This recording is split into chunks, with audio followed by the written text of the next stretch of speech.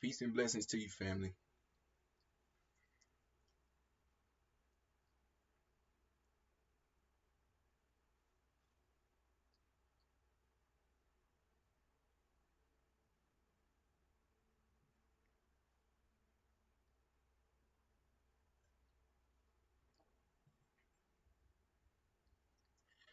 Family, I have a message for you, and we don't have that much time.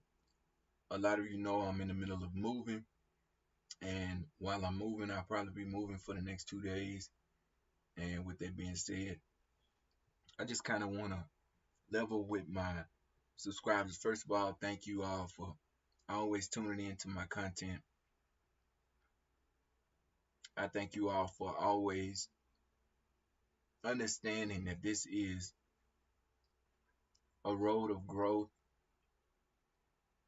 for me in terms of learning new ways to connect with those who are of that kind of spirit and mind that I am, and that is to do for self, And I thank all of you for tuning in.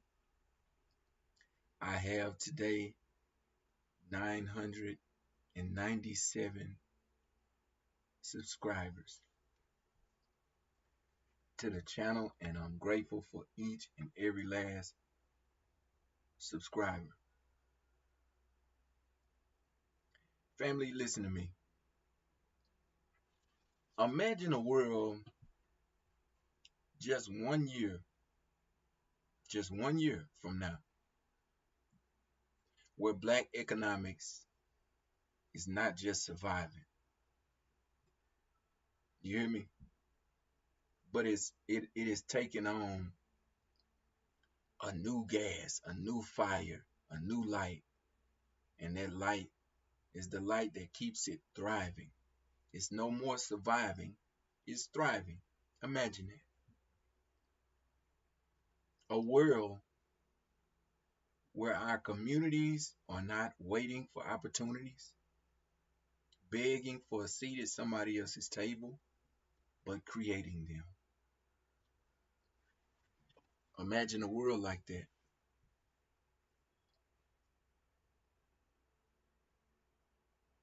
Imagine a world where the global economy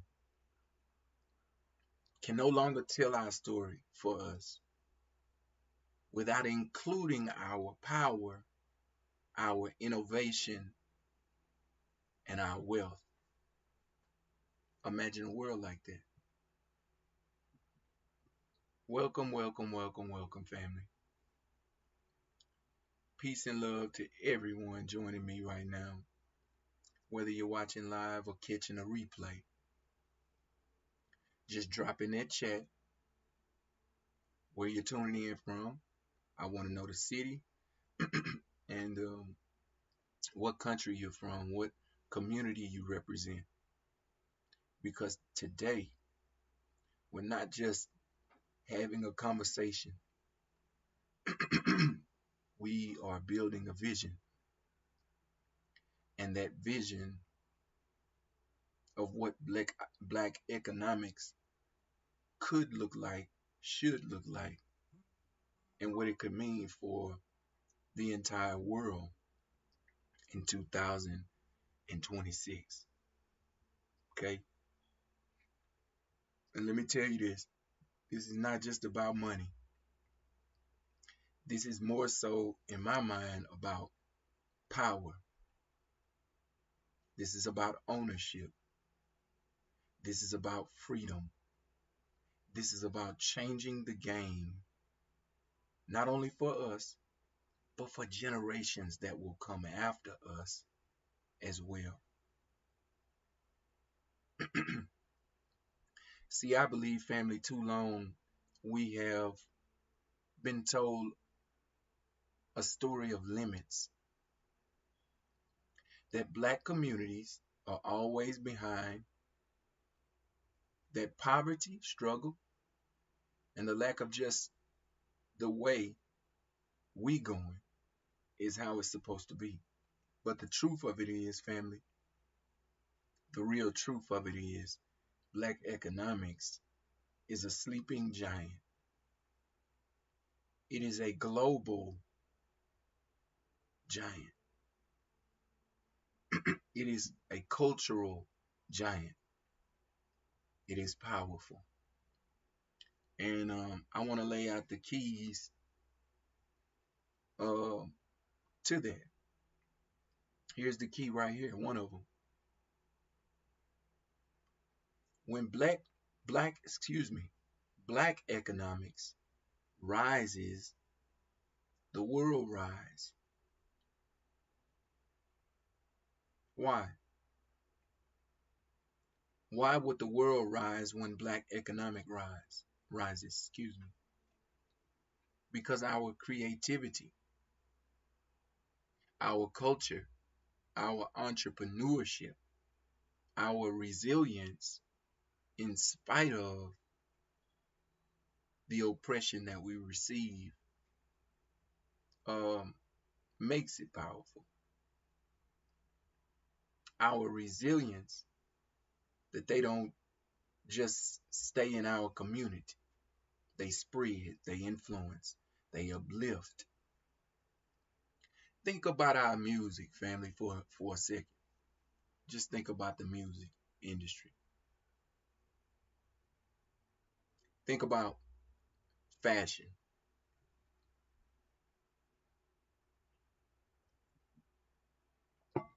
Think about fashion.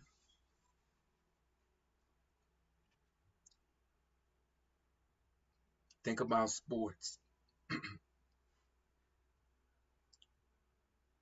Black influence moves global culture everywhere and through everybody. Now imagine if that same unstoppable influence was fully black, backed by economic power, by ownership of businesses in our community, banks, land technology. Imagine what that would mean for everyone. A look back. Think about this. Let's take a quick step back in time. Our story that they try to make us believe began with slavery actually didn't begin with slavery.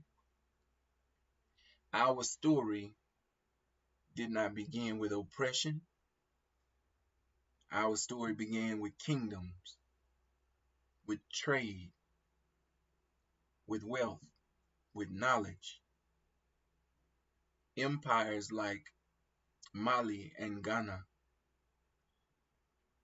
rich in gold, they were, rich in wisdom, they were, and they were connected to the world. See, that's part of our DNA, a part of our DNA that is not taught to us on a daily basis, a part of our DNA that we're not reminded of on a daily basis. Okay, so if you would, I would like to talk about that. I think it matters, and if you're interested, family, stay tuned. Through colonization, through slavery, through systemic racism, much of that economic power was stolen and suppressed from us long ago. And yet, here we are. And yet, here's what's amazing. We survived. We survived. We created, we built, we resisted, we invented. From Tulsa, Black Wall Street in the 1920s, to the rise of global black entrepreneurship even today. So, no matter how you want to look at it, we truly have grown. And we are We are people who will continue to grow as time goes on. And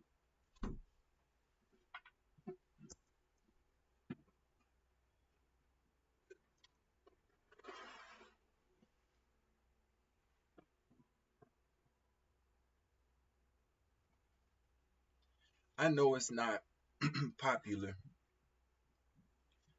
for us to think outside the box, to not think like everybody else is thinking. I know that's not a popular thing, although it should become popular because it's our time. It is our time. Okay? Here we are. We created it. We built it. We invented it. It's time for us to wake up to what we can do today. Here's where we are today, family. We are standing at the edge of 2026 right now. And right now, black buying power in the US alone is over $1.7 million. That's not small change. That's not a side note that we're spending. That's more than just GDP of some countries. But here's the challenge, the real challenge. Much of that money that we have doesn't stay in our community. I gave you the time. I think it was down to seconds. Studies show that the black dollar circulates for only a few hours now before it leaves our hands. So we're getting a little better, but for a few hours, still not saying much. It leaves our hands and goes and strengthens someone else's economy. Do you understand? Excuse me, I'm having a little lighting issue.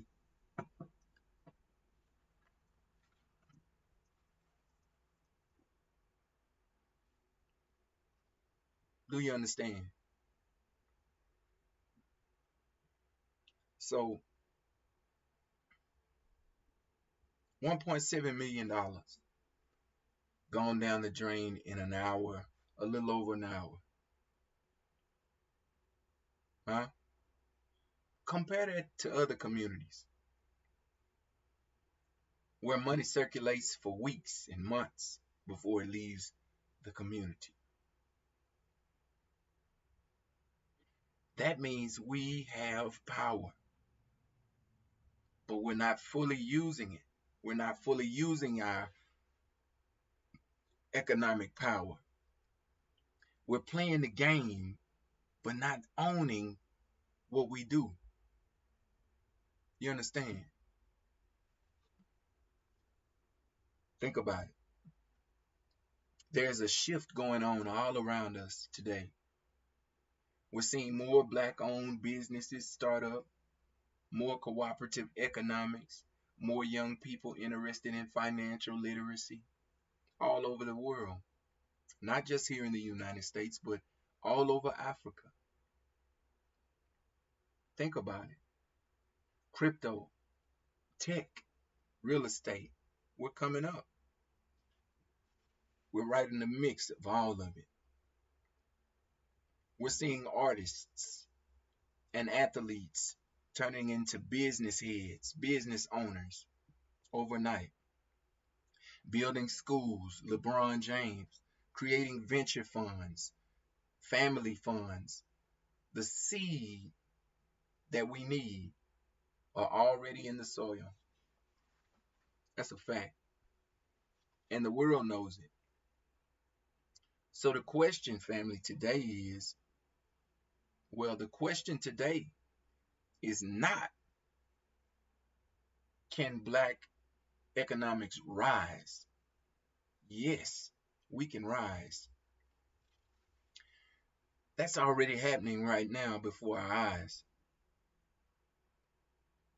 The real question is, What happens when it fully rises and takes root? Talk to me. What's going to happen? What happens when we take that $1.7 million and multiply it? Not just in America, but across Africa, the Caribbean, Europe, South America, and we invest it back into ourselves. What happens then? What does the world look like when black economics is not a headline, but a foundation for real study, change, an epidemic paradigm shift? That's what we're about. That's where we're headed. And that's what we want to explore.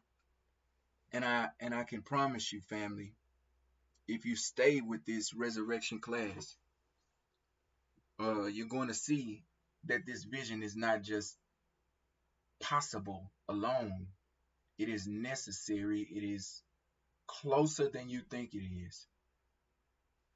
It's a lot closer than a lot of you think it is.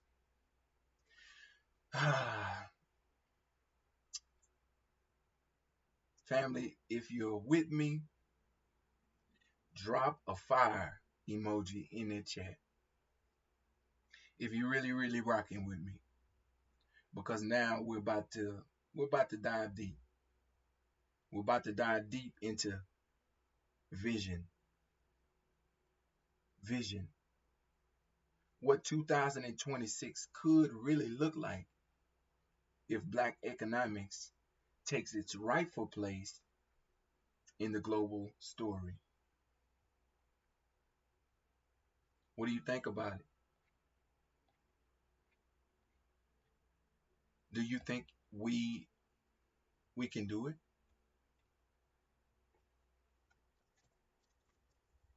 Drop a fire emoji if you think we can do it.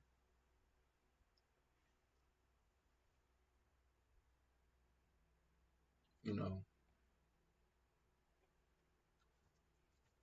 drop a fire emoji if you think we can do it. And I'm gonna be leaving you some links in the comment section after this live, because I want you to know your brother is serious about you obtaining this information for yourself. And I'm giving it away for free, so you don't have to pay for it. All you have to do is go in and sign up, and then you got it. You have it. That piece of information belongs to you. Okay? So, you know,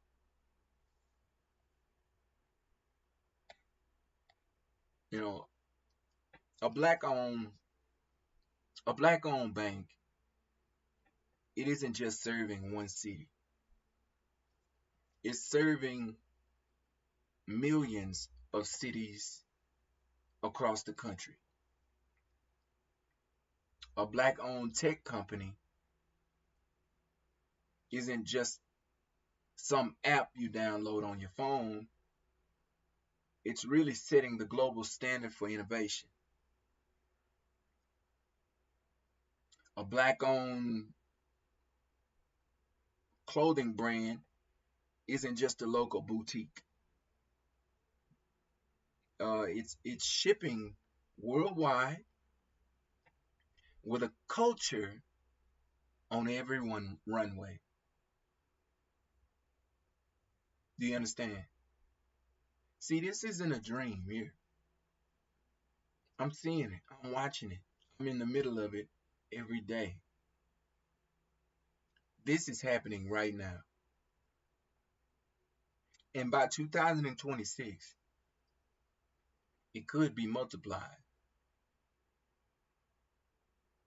What would it mean if our $1.7 million in buying power stayed in our hands for a month?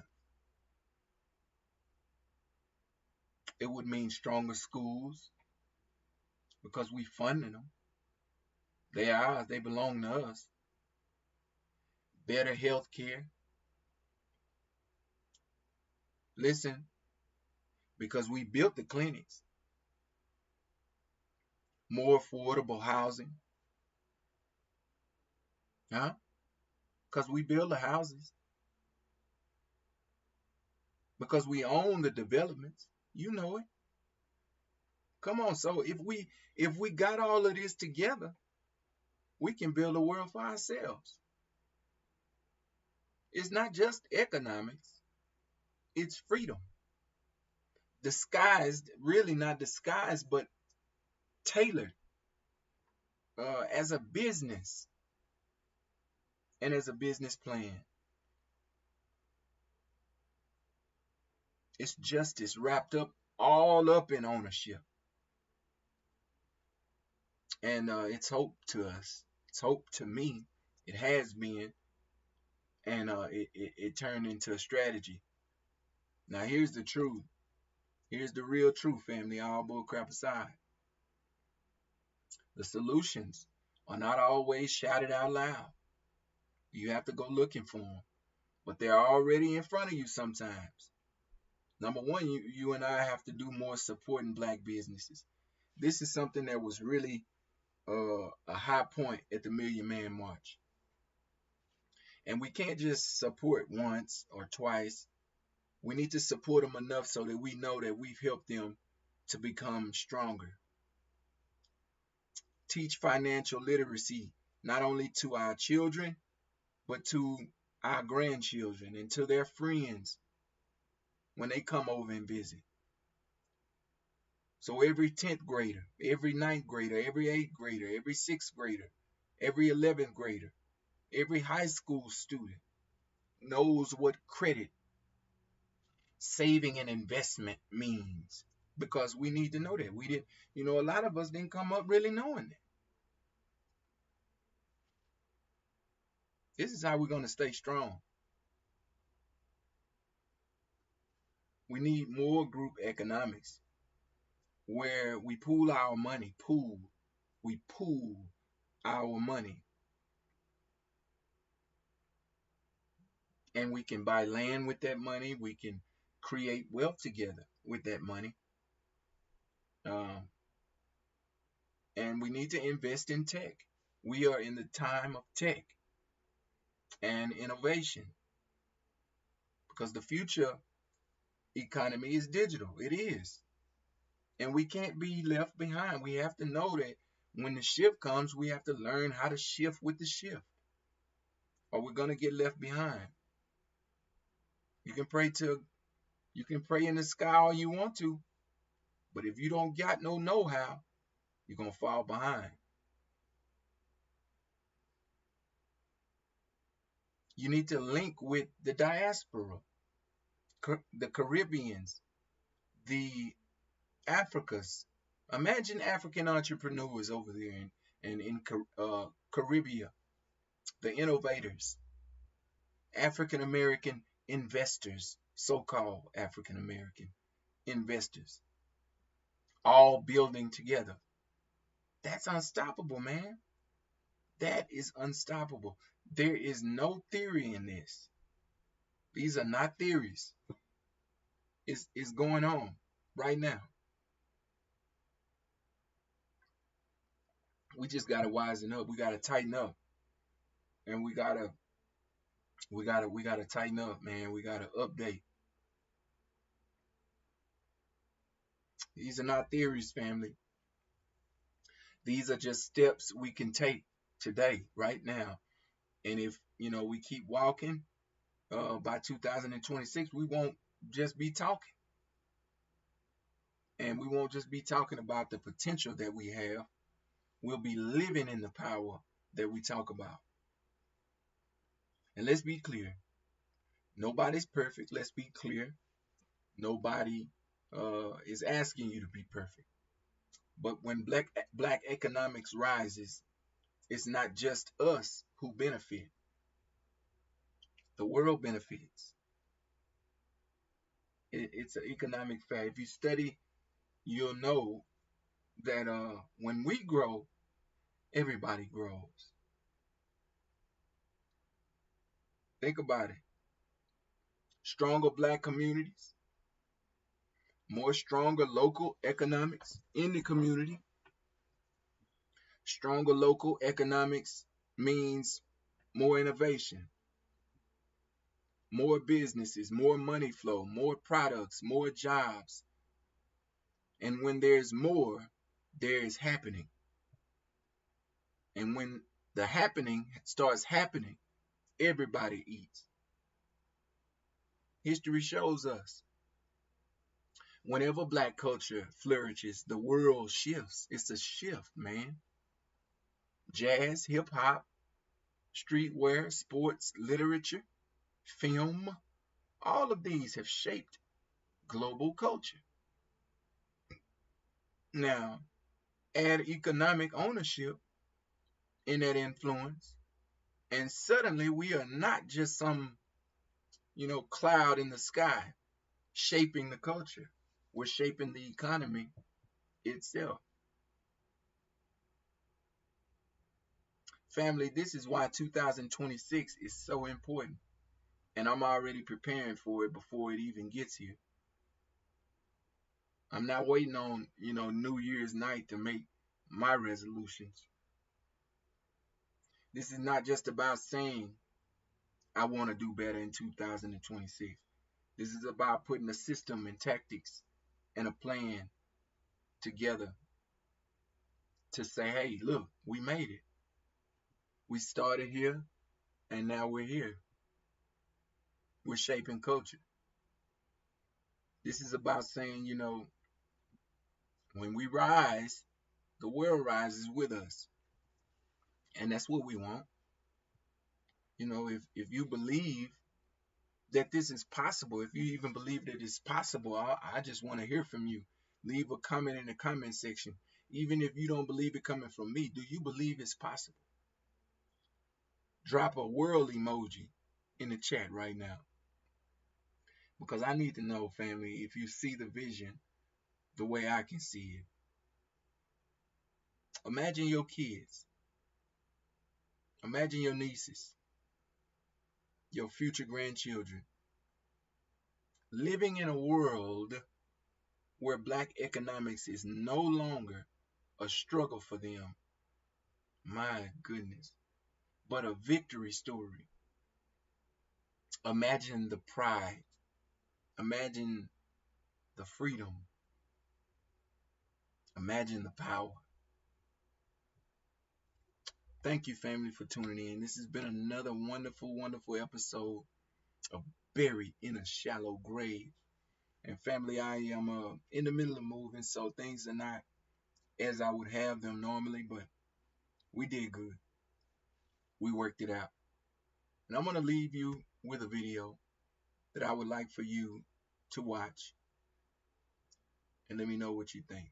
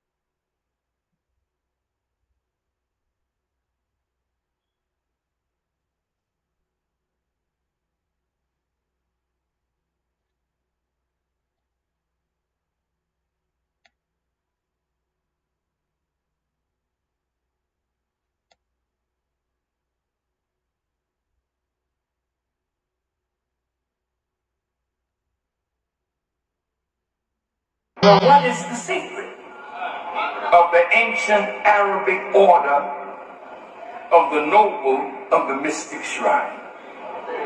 It is you. It is your destiny. It is your future. It is your origin.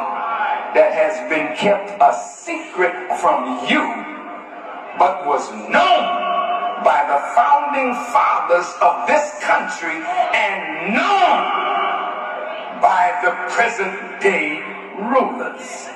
Now I want you to listen good. Elijah Muhammad said, you are the direct descendants of God himself. I'm going to sing it again.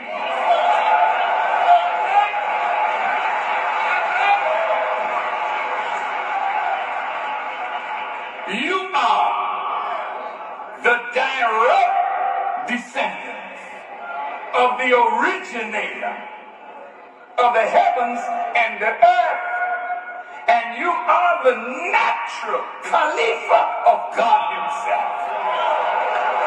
Listen, listen.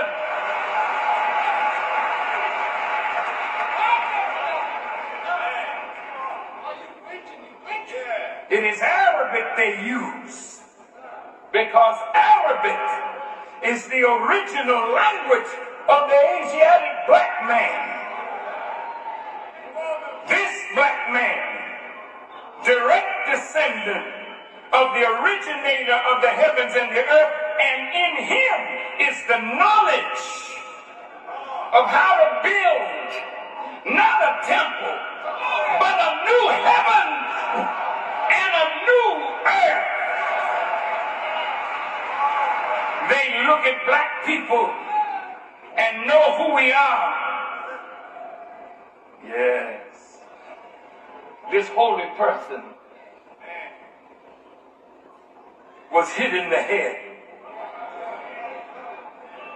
by 3 ruffians, Jubilah, Jubilo, and Jubilam. And when he was hit in the head, he was carried to the north country and buried in a shallow grave with a sprig of cassius coming up from the grave to let the world know that there's life down here. But who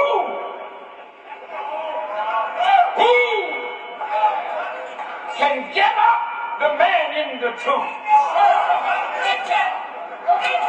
Nobody but one with a master grip. Nobody but one with a lion's paw.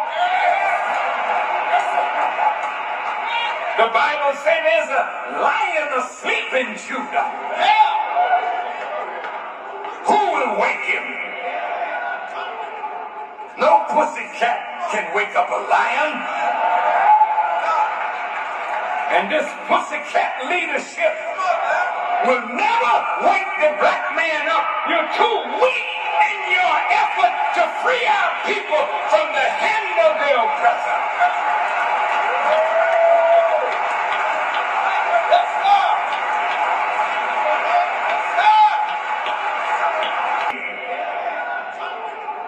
No pussycat can wake up a lion. And this pussycat leadership will never wake the black man up. You're too weak in your effort to free our people from the hand of the oppressor.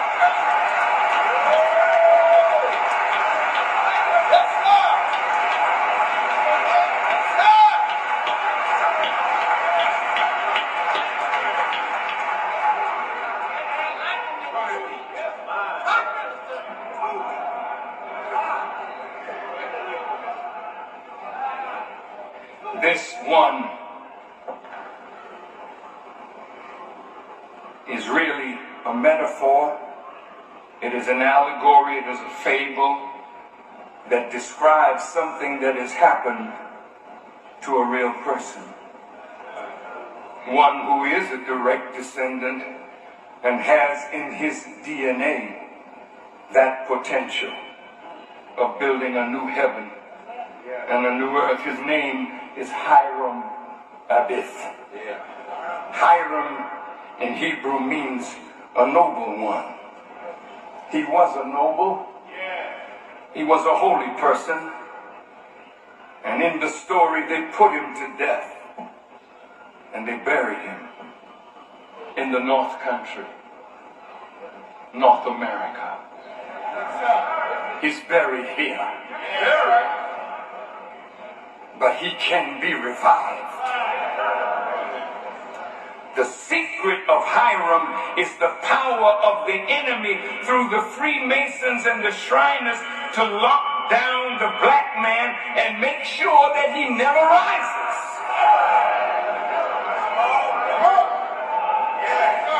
The Masons and the Shriners, the white ones,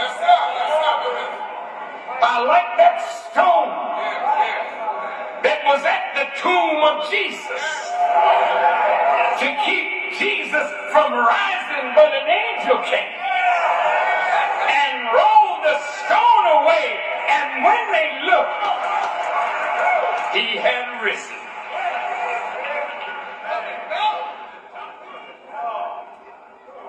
Keeping the secret of who the black man is was the duty of every white Mason, not the black Mason or Shriner, because you were never told that the secret was all about you. The white Masons and Shriners have always known the secret from Europe to America. In Europe, a Freemason understands the degrees and what it is to be a Master Mason. They know something of the African origin of civilization, the advancements in Egypt, and the great architectural genius of the black man. They learned all of that through their study of the original Bible, where it's always been locked away among the aristocracy. Common people could not read the Bible. But the people rose up and wanted to know what was in that book. So King James commissioned a group of 47 scholars. Some believe included William Shakespeare, to rewrite the Bible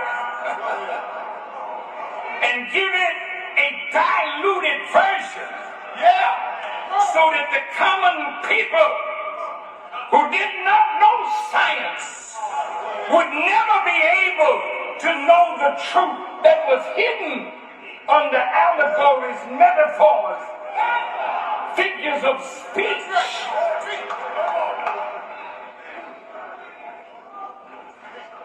Think about the wisdom of the people who adulterated or changed the Bible. Think about the language and its use of allegories with the imagery of animals, birds, and fish to describe another reality. All this is to hide what is really in the scriptures. These 47 scholars knew the sciences. They knew astronomy, they knew botany, biology, zoology, chemistry, physics. They knew these things because all of the scriptures are rooted in science. They use language that the little man could never unravel. But in their attempt to deceive the masses, they got themselves confused.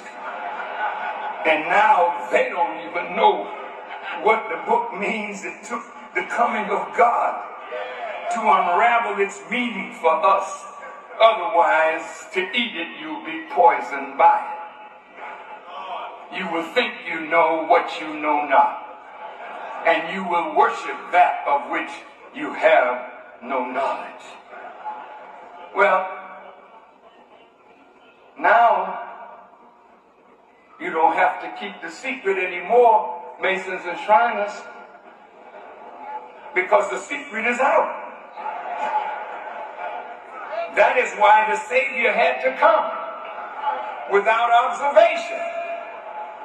The Bible says he... All praise is due to Allah.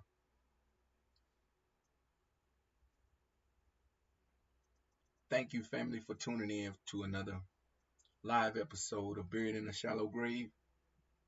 If you have any comments, any questions, leave them in the comment section, and we'll talk about them on our next live. Thank you, family, for tuning in. This is your brother Yaya.